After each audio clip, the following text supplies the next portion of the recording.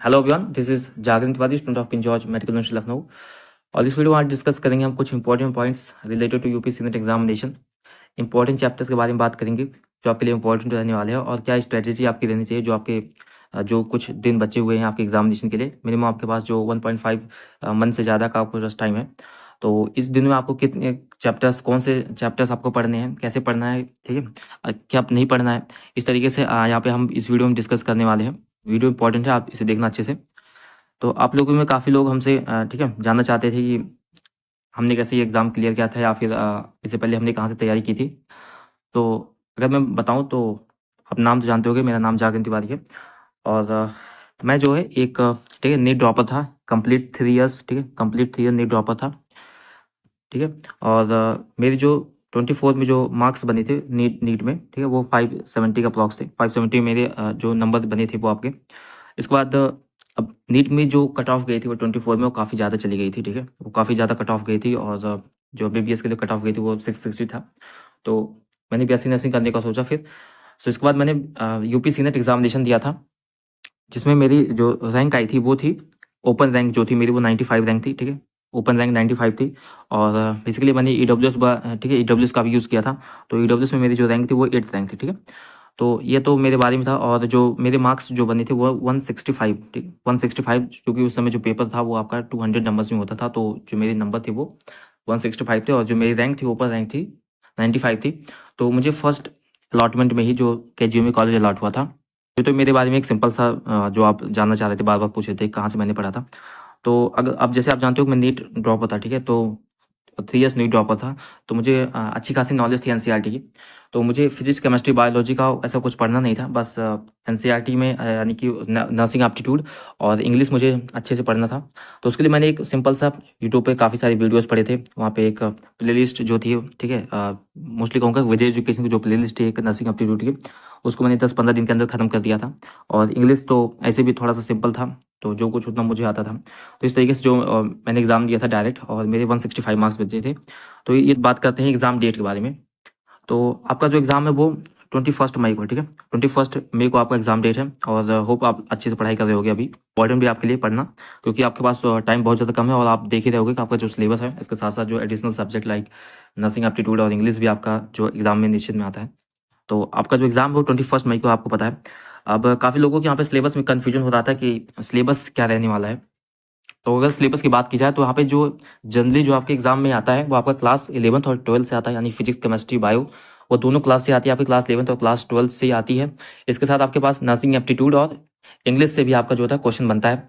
इस बार pattern change हुआ है, तो इस बार जो आपका ये पैटर्न चेंज हुआ है इस बार आपका। और उससे पहले का आपका 200 नंबर में आपका जो क्वेश्चन आता था, इस बार 120 नंबर्स का क्वेश्चन होगा, यानी आपके हर सब्जेक्ट से 24-24 नंबर के क्वेश्चन आएंगे, ठीक है। तो पैटर्न भी आपका चेंज हुआ है। अगर यहाँ पे बात करें सिलेबस की, तो अब जैसे यहाँ पे एक चीज़ हमने देखा है कि सिलेबस में अगर बात करें तो 24 का जो ब्राउचर, ठीक है, जो आपका जो ये नोटिफिकेशन आया था, एबीएम ने जो रिलीज़ किया था, उसमें देखो ध्यान से देखोगे तो यहाँ पर भी उसने लिखा था कि यहाँ पे इंटरमीडिएट स्टैंडर्ड लिखा था, ठीक है, इंटरमीडिएट स्टैंडर्ड लिखा था। और क्वेश्चन जो आया था वो क्लास 11th प्लस क्लास 12 दोनों से आया था। क्लास 11th और क्लास 12 दोनों से आया था। इसके साथ साथ नर्सिंग एप्टीट्यूड और इंग्लिश आई थी। इस बार का जो नोटिफिकेशन आया है उसमें भी सेम, ठीक है, बातें लिखी गई हैं। इंटरमीडिएट स्टैंडर्ड यानी क्लास 12 के बारे में भी लिखा गया है, सेम चीज़ लिखी गई है। तो आप एक्सपेक्ट कर सकते हो कि इस बार भी क्लास 11th और क्लास 12 से दोनों से आएगा। तो इंटरमीडिएट यानी क्लास 12 से कन्फ्यूज ना होना, ठीक है, क्योंकि उस बार भी क्लास 12 ही लिखा था, बट क्वेश्चन जो आए थे आपके क्लास 11th और क्लास 12 दोनों से आए थे। तो आपको जो होता है वो क्लास 11th और क्लास 12 दोनों को अच्छे से पढ़ना है। बेसिक एनसीईआरटी रीड करनी है और क्वेश्चन प्रैक्टिस करने हैं। तो ये तो था सिलेबस के बारे में। तो आपको होप सिलेबस के बारे में कोई कन्फ्यूजन नहीं होनी चाहिए। आपको जो था क्लास 11th और 12th दोनों को पढ़ना है। इसके साथ आपका जो अदर सब्जेक्ट है नर्सिंग एप्टीट्यूड और इंग्लिश से भी पढ़ना है। अब मोस्टली काफ़ी लोगों को कन्फ्यूजन हो रहा था कि पेपर का लेवल क्या रहने वाला है इस बार, क्योंकि आप पैटर्न आपका जो चेंज हुआ है 200 नंबर से आपका 120 नंबर पे आया है। तो अगर हम पैटर्न लेवल की बात करें तो पिछली बार आपका जो 24 में पेपर आया था वो काफ़ी काफ़ी ज़्यादा ईजी था। बायो तो भी ठीक थी, एनसीईआरटी बेस्ड थी, अच्छी थी, ठीक है, बट आपका जो फिजिक्स, केमिस्ट्री की बात करें तो उसमें काफ़ी ज़्यादा क्वेश्चन आपके 9th और 10th के लेवल के क्वेश्चन थे। 11th और 12th से काफ़ी कम क्वेश्चन ही आए थे। इंग्लिश भी ठीक थी, नर्सिंग एप्टीट्यूड का भी लेवल ठीक ठाक था, बट आपका जो केमिस्ट्री और फिजिक्स था उसका लेवल काफ़ी डाउन था। बायोलॉजी तो ठीक थी। सो अगर ओवरऑल पेपर लेवल की बात करें तो ओवरऑल पेपर जो आपका था वो काफ़ी ईजी था। बट इस बार पेपर का लेवल आप एक्सपेक्ट कर सकते हो कि थोड़ा सा यहाँ पे पेपर का लेवल इंक्रीज हो सकता है, क्योंकि यहाँ पे काफ़ी ज़्यादा चेंजेस किए गए हैं। सो आपका पेपर मान के चलिए आपका पेपर जो होता है वो मॉडरेट लेवल का जा सकता है, ठीक है। अगर सिंपल एक तरीके से देखा जाएगा तो आपके पास 24 क्वेश्चन आते हैं, बायोलॉजी का सिंपल देखा जाए तो वहाँ पे आपके पास इस तरीके से एक्सपेक्ट कर सकते हो कि 15 क्वेश्चन तो ईजी आएंगे, बाकी आपके जो बचे रहे क्वेश्चन हैं वो आपके, ठीक है, मॉडरेट लेवल या थोड़ा सा कह सकते हो कि ज़्यादा डीपर लाइन में आपसे पूछ सकते हैं, एनसीईआरटी से थोड़ा डीप जाकर पूछ सकते हैं। सो हम एक्सपेक्ट करते हैं कि इस बार जो पेपर बनता है वो मॉडरेट लेवल का बन सकता है आपके लिए, यानी आपको थोड़ा सा अच्छा पढ़ना है, एनसीईआरटी को प्रॉपर रीडिंग करना है, और न्यूमेरिकल भी आप थोड़ा सा एक्सपेक्ट कर सकते हो सकता है आ जाए, ठीक है। अगर हम बात करें फिजिक्स की बात की जाए तो फिजिक्स में 24 में सिंपल 4 या 5 न्यूमेरिकल्स आए थे पूरे 40 क्वेश्चन में। 40 क्वेश्चन में 4 या 5 न्यूमेरिकल्स ही थे वहाँ पे पेपर में। बट इस बार भी आपके पास, जैसे आपके पास इस बार 24 क्वेश्चन है फिजिक्स में, तो एक्सपेक्ट कर सकते हो कि इस बार भी आपके पास जो है न्यूमेरिकल्स हो सकता है दे दें, यानी कि 5 से 6 न्यूमेरिकल्स आपके लिए आ सकते हैं। सो पेपर आपका लेवल जो होने वाला है वो मॉडरेट ही एक्सपेक्ट कर सकते हो। इस बार पेपर मॉडरेट होगा, बहुत ज़्यादा हार्ड या ऐसा कुछ नहीं होता है, ठीक है पेपर। तो बेसिकली आपको करना क्या है कि आपको सिर्फ और सिर्फ एनसीईआरटी रिवाइज करना है। आप जहाँ से भी जो भी लेक्चर्स जिस चैनल से आप पढ़ रहे होगे अच्छे से पढ़ना है, वहाँ से प्रॉपर उसको फॉलो करना है और एनसीईआरटी रीड करना है। इसके साथ साथ आपको सिंपल क्वेश्चंस प्रैक्टिस करने हैं, एनसीईआरटी बेस्ड क्वेश्चंस रहने चाहिए, और पेपर का लेवल देखते हुए आपको उसी लेवल के क्वेश्चन प्रैक्टिस करने हैं। बहुत ज़्यादा हार्ड क्वेश्चन प्रैक्टिस करने का कोई मतलब नहीं बनता, क्योंकि उस तरीके के क्वेश्चन यहाँ पे पूछे नहीं जाते आपसे, ठीक है। तो ये तो हो गया आपका पेपर लेवल का, ठीक है, जो आप बार बार पूछ रहे थे, तो ये आपका क्लियर हो जाना चाहिए कि पेपर जो था वो आपका मॉडरेट लेवल के लिए जा सकता है। थोड़ा सा पिछली बार से एक्सपेक्ट कर सकते हो कि लेवल अप होगा इस बार, ठीक है। सो अगर यहाँ पे हम बात करें इंपॉर्टेंट चैप्टर्स की, तो आपके लिए इंपॉर्टेंट चैप्टर्स क्या रहने वाले हैं इस यूपीएससी नेट एग्जाम 2025 में। ये चैप्टर्स हम सिर्फ बता रहे हैं इंपॉर्टेंट है, आपको सारा कुछ पढ़ना है, आपके पास टाइम है अभी, ठीक है, आपको अच्छे से पढ़ना है। ये चैप्टर्स आप थोड़ा अच्छे से पढ़ लेना, इस पर थोड़ा ज़्यादा क्वेश्चन लगा लेना, ठीक है। इसकी कोई श्योरिटी नहीं होती कि इस चैप्टर से कितना आ जाए वो कितना आ जाए, तो डिपेंड करता है, क्योंकि इस बार पैटर्न भी चेंज हुआ है, तो कुछ ज़्यादा उसमें कहा नहीं जा सकता कि किस चैप्टर से क्या क्वेश्चन बन सकता है। बट ये एक जनरल ट्रेंड होता है कि ये चैप्टर्स आपके कुछ प्रैक्टिकल चैप्टर्स से रिलेटेड चैप्टर्स होते हैं, तो यहाँ से क्वेश्चन की जो प्रोबेबिलिटी होती है वो काफ़ी ज़्यादा हाई होती है। तो कुछ चैप्टर्स हमने यहाँ पे, ठीक है, फिजिक्स केमिस्ट्री बायोलॉजी के लिए यहाँ पे डाल रखे हैं, आप उन्हें अच्छे से देखो और वहाँ से आप क्वेश्चन प्रैक्टिस करो। इसके साथ साथ जो चैप्टर्स आपके ज़्यादा वीक हैं, जो चैप्टर्स आपको बिल्कुल समझ नहीं आ रहे, ठीक है, बार बार पढ़ने पर भी नहीं समझ में आ रहे, तो आप उन्हें छोड़ सकते हो, कोई दिक्कत नहीं होगी। 1-2 चैप्टर या 3-4 चैप्टर छोड़ने से कोई ऐसा प्रॉब्लम नहीं होने वाला है, क्योंकि क्वेश्चन आपके 24 बनेंगे। और अगर आप बेसिकली, अगर कुछ लोग कहते हैं कि फिजिक्स में ज़्यादा दिक्कत होती है उनको, तो अगर आप देखोगे क्लास 11 और क्लास 12 की फिजिक्स का बात करेंगे तो टोटल अगर चैप्टर्स की बात करें तो टोटल आपके 28 चैप्टर्स, ठीक है, 28 चैप्टर्स आपके क्लास 11 और 12 को मिला करके, और क्वेश्चन आपके कितने बनने वाले हैं, 24 क्वेश्चन बनने वाले हैं। तो इस तरीके से आप सिंपल ये भी देख सकते हो कि अगर वो एक चैप्टर से एक क्वेश्चन बनाने को भी जाएंगे तो भी चैप्टर्स उनके पास ज़्यादा हैं। तो आपको जो चैप्टर नहीं समझ में आ रहा है, बिल्कुल भी नहीं समझ में आ रहा है, कोई टेंशन लेने की जरूरत नहीं है, उसको आप लीव कर दो, कोई दिक्कत नहीं है। उस चैप्टर के बेसिक न्यूमेरिकल या फिर बेसिक सा जो एक इंपॉर्टेंट हाईलाइटिंग पॉइंट्स हो रखे हैं उसको आप पढ़ लीजिए, ठीक है, और उस ज़्यादा चैप्टर को पढ़ने की कोई ज़रूरत नहीं, ठीक है। तो उतना ज़्यादा टेंशन लेने की ज़रूरत नहीं है, आप उस चैप्टर को छोड़ सकते हो। हाँ, अच्छे से पढ़ना है एनसीईआरटी को, जो कुछ आप पढ़ना है, ठीक है, उसको आप रिवाइज करते रहिए, अच्छे से पढ़ते रहोगे, क्योंकि लास्ट टाइम में आपको जाकर के सब कुछ एक तरीके से समराइज़ करना है आपके पास। अगर आप टोटल चैप्टर देखोगे, और एक इंपॉर्टेंट बात ये भी बता दें कि आपका जो यहाँ पे जो न्यू एनसीईआरटी, ठीक है, आपको न्यू एनसीईआरटी फॉलो करनी है, ओल्ड एनसीईआरटी बिल्कुल भी फॉलो नहीं करनी है। न्यू एनसीईआरटी को अच्छे से पढ़ना, और अगर न्यू एनसीईआरटी को देखा जाए तो आपके पास मिनिमम यहाँ पे 75 या 80 चैप्टर्स, ठीक है, टोटल आपका क्लास 11 और 12 का मिलाकर बनता है। तो आप देख लो आपके पास कितना ज़्यादा चैप्टर्स हैं, और आपको लास्ट में सारे चैप्टर्स को मिनिमम यानी बेसिक रिविजन आपके पास होना चाहिए। तो इस तरीके के रिविजन करने के लिए आपको पास जो है अच्छा सा जो आपका जो टाइम है उसको अच्छे से यूटिलाइज करना है, और आप जो पढ़ रहे हो उसको बार बार रिवाइज करना है, क्योंकि रिविजन से ही आपको जो है आपके जो पढ़ रहे हो आपका नॉलेज इंक्रीज होगा, और आपको लास्ट में जा करके एक साथ कई सारे चैप्टर्स को आपको पढ़ना नहीं पड़ेगा, ठीक है। तो रिविजन करते रहोगे तो आपके लिए ईजी होगा।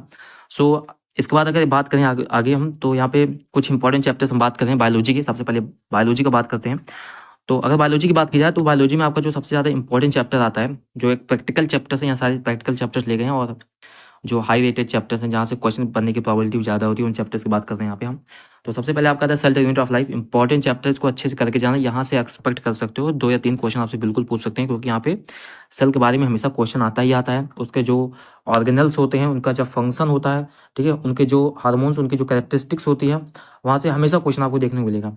फिर इसके बाद अगर बात करें सेल साइकिल और सेल डिवीजन से बात की जाए, तो यहाँ से आपका जो 2 इंपॉर्टेंट टॉपिक पढ़ते हैं, दैट इज माइटोसिस और मियोसिस।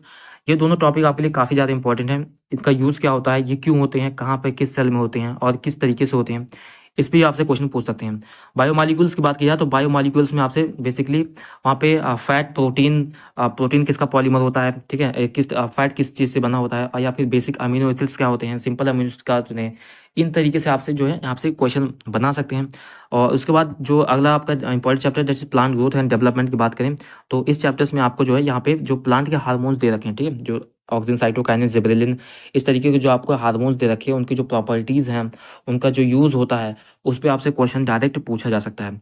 ह्यूमन फिजियोलॉजी आपको पूरा पढ़ना है, ठीक है, जितने भी चैप्टर आपके दे रखे हैं वो आपको सारे चैप्टर्स पढ़ने हैं। ह्यूमन फिजियोलॉजी वेरी इंपॉर्टेंट है, ठीक है, क्योंकि आपका जो ये नर्सिंग का जो कोर्स है वहाँ पे ह्यूमन फिजियोलॉजी आती है।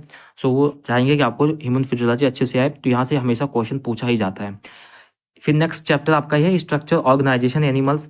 इस चैप्टर से आप यहाँ पे इस चैप्टर आपके लिए इंपॉर्टेंट क्या है, यहाँ पे जो डिफरेंट टाइप्स ऑफ टिश्यू दे रखे हैं उनका जो क्लासिफिकेशन है, और क्लासिफिकेशन के ज़्यादा इंपॉर्टेंट आपका ये हो जाता है कि वो टिश्यू कौन सी जगह पाई जाती है, उसका फंक्शन क्या होता है, उस पर क्वेश्चन आपसे पूछा जाता है कि इनका जो कार्य क्या होता है, और जो आपके पास डिफरेंट टाइप्स ऑफ मसल्स पाई जाती हैं वो मसल्स कहाँ पे पाई जाती हैं, और उनका रोल प्ले क्या होता है, वॉलंटरी है कि इनवॉलंटरी है, उनकी कैरेक्टरिस्टिक्स क्या हैं, तो उस पर आपसे क्वेश्चन पूछते हैं। Human reproduction again important chapter है यहाँ पे, ठीक है। ह्यूमन रिप्रोडक्शन के साथ साथ आपको जो रिप्रोडक्टिव हेल्थ आता है वहाँ पे जो अलग अलग तरीके के डिवाइसेस दे रखे हैं, ठीक है, जो कंट्रासेप्टिव डिवाइसेस हैं, इसके साथ जो आपके पास जो टेक्नोलॉजीज ART यानी असिस्टिव रिप्रोडक्टिव टेक्नोलॉजी के साथ साथ जो आपके पास गिफ्ट, ठीक है, इस तरीके की जो टेक्नोलॉजीज हैं इस पर बेस्ड आपसे क्वेश्चन बनाते हैं। जेनेटिक्स की बात की जाए तो जेनेटिक्स में आपके पास, ठीक है, उसको में जो है मेंडल लॉ अच्छे से क्लियर कर लेना, जो P वाला सेक्शन है। इसके बाद जो आपका लास्ट में आता है, लास्ट में आपका जो डिसऑर्डर्स आते हैं, down syndrome, Turner syndrome, Mendelian disorder, ठीक है, क्रोमोसोमल डिसऑर्डर, इस तरीके के जो डिसऑर्डर्स आते हैं वहाँ पे आपसे क्वेश्चन बनते हैं, और वो इंपॉर्टेंट टॉपिक है, उसको अच्छे से करके जाना।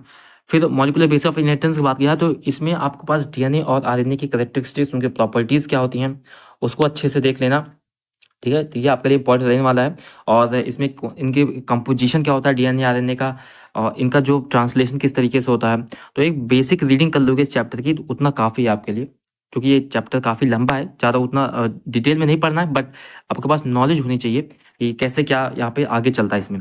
फिर अगर बात करें ह्यूमन हेल्थ एंड डिजीज़, ये आपका वेरी इंपॉर्टेंट चैप्टर है, इसको अच्छे से टिक कर लो, इसको आपको बहुत ज़्यादा अच्छे से पढ़ना है।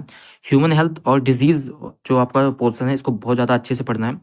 हेल्थ रिलेटेड प्रॉब्लम जो अलग अलग टाइप्स के कॉजेटिव एजेंट्स दिए गए हैं, इम्यूनिटी वाला सेक्शन हो गया, वो सारे आपके पास बहुत ज़्यादा इंपॉर्टेंट है, और वहाँ से क्वेश्चन बनने के चांसेस हैं।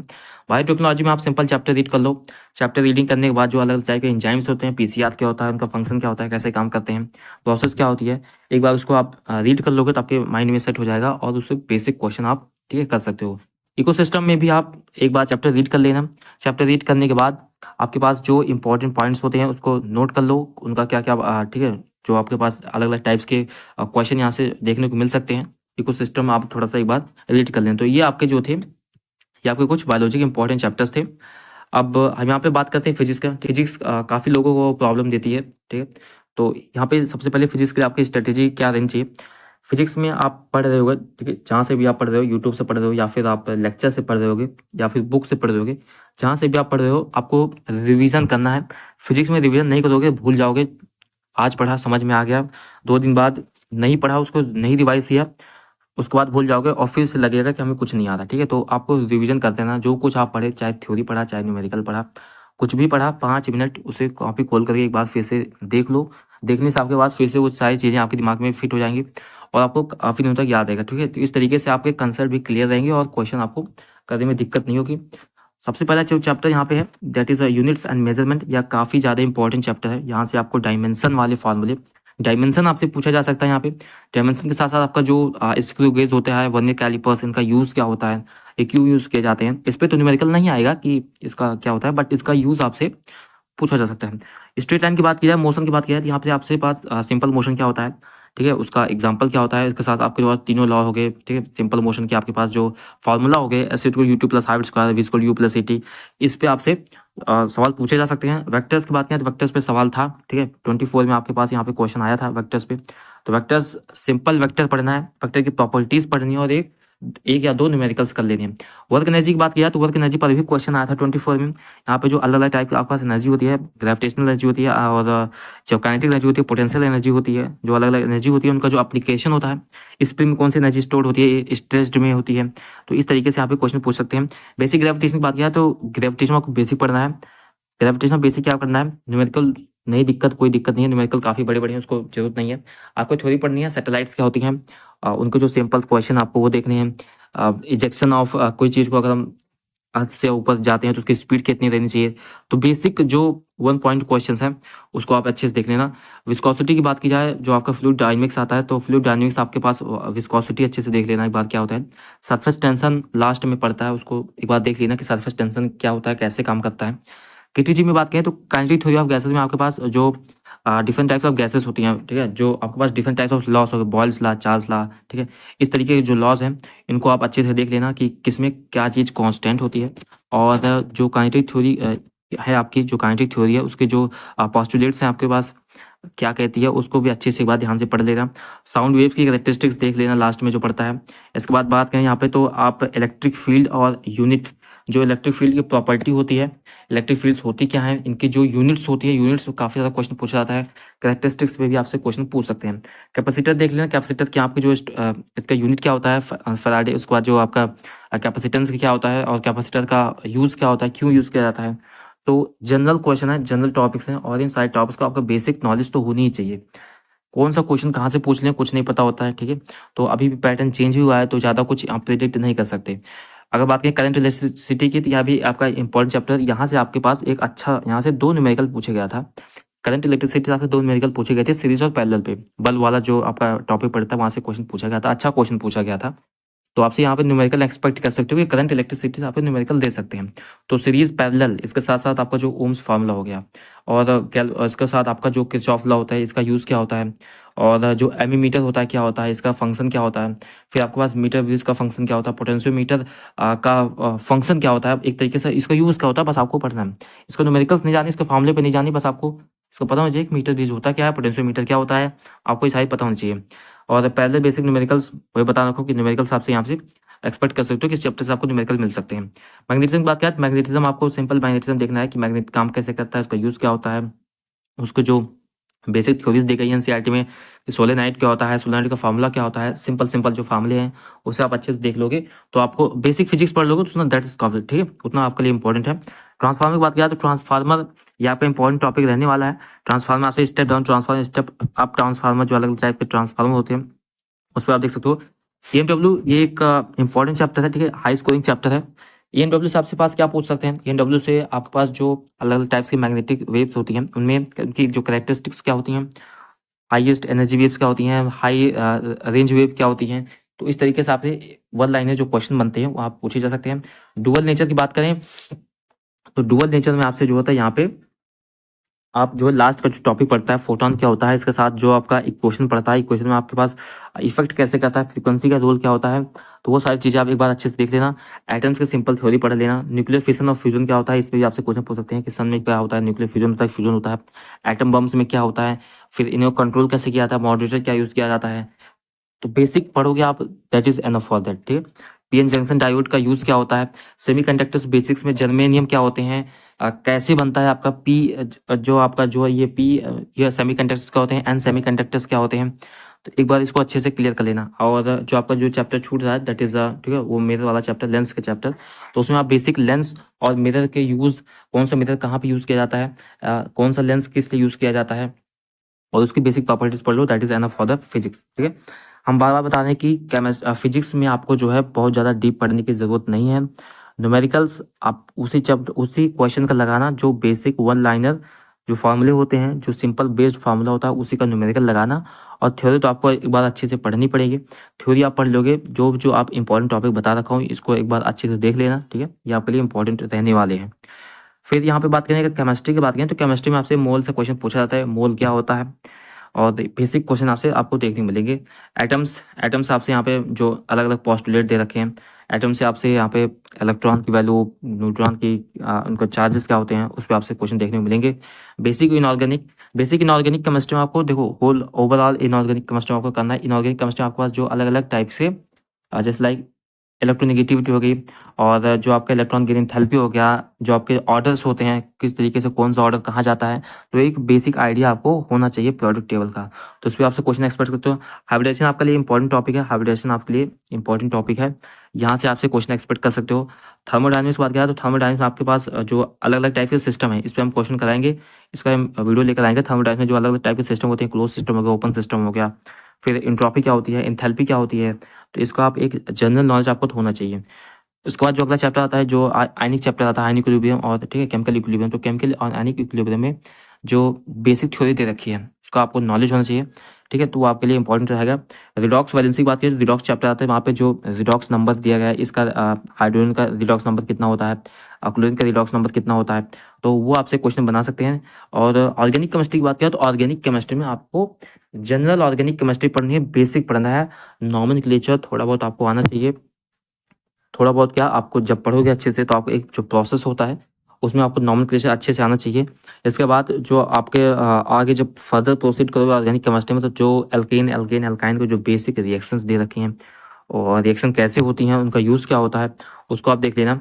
और जो क्लास 12 की जो होल ऑर्गेनिक केमिस्ट्री दे रखी है, एक बार आपको चैप्टर रीड करना पड़ेगा, ठीक है, और जितने भी छोटे रिएक्शंस हैं उनको याद कर लो, ठीक है, उनको एक बार देख लो, और उनके ऊपर अगर हो सके तो कहीं क्वेश्चन मिल जाए तो छोटे वाले क्वेश्चन लगा देना, और मैं कोशिश करूंगा कि मैं इस पे क्वेश्चन कराऊंगा, ठीक है, जो आपके बेसिक चैप्टर्स रहने वाले हैं, तो ये आपके लिए इंपॉर्टेंट रहेगा। और अगर क्लास 12 की बात किया तो क्लास 12 में आपका जो सोल्यूशन आता है, सोल्यूशन वाले चैप्टर में आपका रॉल्स लॉ हो गया, रॉल्स लॉ हो गया, इसके साथ आपको बेसिक थ्योरी जो रहने वाली है वो आप देख लेना।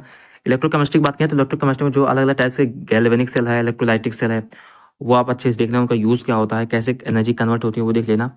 डीएनएफ वाले में, इस वाले पोर्शन में आप लास्ट वाला जो डी ब्लॉक का आता है यहाँ पे जो है, जो श्रिंकेज होती है, यानी जब आप क्वेश्चन पढ़ोगे वहाँ पे तो जो आपका चेंज होता है ऑर्बिटल्स वहाँ पे, इस तरीके से आप क्वेश्चन बना सकते हैं।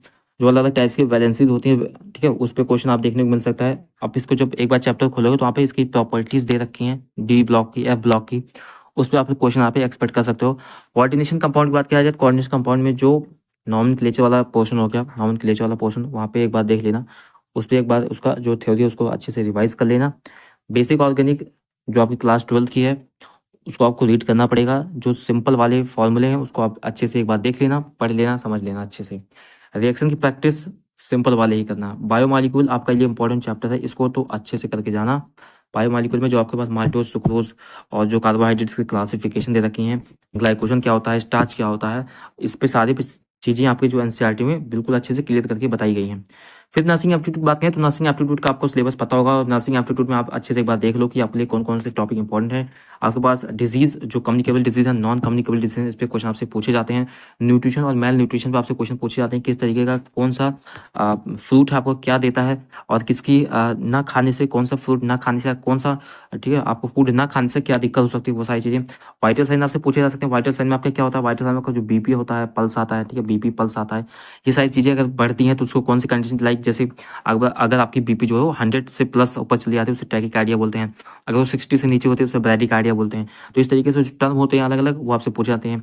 बायोमेडिकल वेस्ट क्या होता है, बीएमडब्ल्यू अच्छे से पढ़ के जाना। जो अलग अलग टाइप्स के डस्टबिन होती है हॉस्पिटल में, उसमें कौन सा वेस्ट जाता है ये आपको नॉलेज होनी चाहिए। स्टरलाइजेशन क्या होता है, स्टरलाइजेशन यानी साफ सुथरा कैसे करना है हॉस्पिटल, यानी कैसे रहना चाहिए, क्या आपको करना चाहिए जिससे आप स्टरलाइज हो, वो सारी चीज़ें आपको नॉलेज होनी चाहिए। नेशनल हेल्थ मिशन बात किया तो जो अलग अलग टाइप्स के मिशन लॉन्च किए जाते हैं गवर्नमेंट द्वारा, जो टाइम टाइम पे जो अलग अलग टाइप के हेल्थ मिशन लॉन्च होते हैं गवर्नमेंट के, उसको आपको पता होना चाहिए कि कौन सा मिशन किस लिए लॉन्च किया गया था, इसका पर्पस क्या है। फर्स्ट एड आपको ध्यान रखना है। फर्स्ट एड में आप कैसे, अगर किसी को चोट लग जाती है उसके लिए पहले क्या करना है, अगर ब्लड लॉस हो रहा है तो उसके लिए हमें क्या करना है, तो एक जनरल आइडिया आपको फर्स्ट एड होना चाहिए। हॉस्पिटल डिपार्टमेंट की बात करें तो हॉस्पिटल डिपार्टमेंट आपको जो अलग अलग डिपार्टमेंट होते हैं हॉस्पिटल के, कौन से डॉक्टर किस डिपार्टमेंट होता है और कौन सा डिपार्टमेंट का क्या काम होता है, किस तरीके के पेशेंट कौन से डिपार्टमेंट में जाते हैं, तो ये आपकी नॉलेज होनी चाहिए। साइन और फुल फॉर्म आपसे कई पूछे जाते हैं, लाइक सीपीआर का फुल फॉर्म आप देख लो, ठीक है, काफ़ी ज़्यादा ट्रेनिंग फुल फॉर्म होता पूछा जाता है। साइन की बात करें तो जो हॉस्पिटल में अलग अलग टाइप के साइन यूज़ किए जाते हैं, बोर्ड्स यूज़ किए जाते हैं, उस पर आपसे क्वेश्चन आप देखने को मिल सकता है। इंग्लिश की बात की जाए तो इंग्लिश में आपके पास सेंटेंस कंप्लीशन आप देख लोगे। वोकैबुलरी में आपको यहाँ से क्वेश्चन मिलते हैं। आइटम फ्रेजेस जो मुहावरे होते हैं, इस पे भी 1-2 क्वेश्चन आता है, ठीक है, क्वेश्चन आया भी था। एंटोनिम्स सिनोनिम्स हॉट टॉपिक है ये, बिल्कुल 2 क्वेश्चन आपको देखने को मिलेंगे। वर्ड वर्ड सब्स्टिट्यूशन इंपॉर्टेंट है, यहाँ पे भी 2 क्वेश्चन आपको देखने को मिलेंगे। एरर करेक्शन जो आपको दिया रहेगा उसमें से जो एरर होगा उसको निकाल कर आपको सही करना पड़ेगा। फिल इन द ब्लैंक्स भी आपको दिया जाता है, जहाँ पे जो अलग अलग टाइप्स के वर्ब्स होती हैं, ठीक है, उसके हिसाब से आपको फिल करना होता है। तो ये आपका इंग्लिश का सिलेबस है, ठीक है। इंग्लिश में इंपॉर्टेंट जो आपके लिए वो रहने वाला है, ये रहने वाला है। सो हमने यहाँ पे सिलेबस की बात कर ली, हमने यहाँ पे अपने बारे में भी बात किया है और सिलेबस के बारे में बताया आपको, जो अलग टाइप की एग्जाम स्ट्रेटेजी है। आप यहाँ पे बात करेंगे हम स्ट्रेटेजी के बारे में, आपको करना क्या है, कैसे आपको पढ़ना है। सो बेसिकली आपके पास जो होता है वो मैक्सिमम 1.5, ठीक है, मंथ से ज़्यादा का टाइम है, ठीक है, इतना टाइम तो है आपके पास। तो इस टाइम में आपको कैसे करना है, क्योंकि आपके पास चैप्टर ज़्यादा है और आप लोगों में से काफ़ी लोग बैच लेकर पढ़ रहे होंगे, काफ़ी लोग ड्रॉप होगा, काफ़ी लोग पहले से पढ़ रहे होगा, काफ़ी लोग अभी स्टार्ट किए होंगे। तो बेसिकली बात ये है कि ठीक है, आपको मेहनत तो अच्छी करनी पड़ेगी, ठीक है, क्योंकि कंपटीशन ज़्यादा है। अगर आप अच्छी मेहनत नहीं कर पाओगे तो ठीक है, आपका स्कोर डाउन हो जाएगा और आपको गवर्नमेंट कॉलेज मिलने में दिक्कत होगी। जो पहले से पढ़ते आ रहे थे, जो काफ़ी पहले से पढ़ रहे थे, तो उनको तो पढ़ना ही है इसके साथ साथ जो अभी पढ़ना स्टार्ट है उनको और ज़्यादा काफ़ी तेज़ी से पढ़ना है, ताकि वो कवर कर सकें जो इंपॉर्टेंट है। पढ़ना आपको पड़ेगा, अगर आप नहीं पढ़ पाओगे या आप नहीं पढ़ते हो, आपका मन नहीं लगता है, तो आपके लिए दिक्कत होना है, क्योंकि आपका स्कोर फिर जो होता है वो डाउन हो जाएगा टेस्ट में और एग्जाम पेपर में तो होना ही है। तो अगर हम बात यहाँ पे स्ट्रैटेजी की, तो स्ट्रैटेजी में आपको एक प्रॉपर टाइम टेबल बनाना है, ठीक है, प्रॉपर टाइम टेबल बनाना है।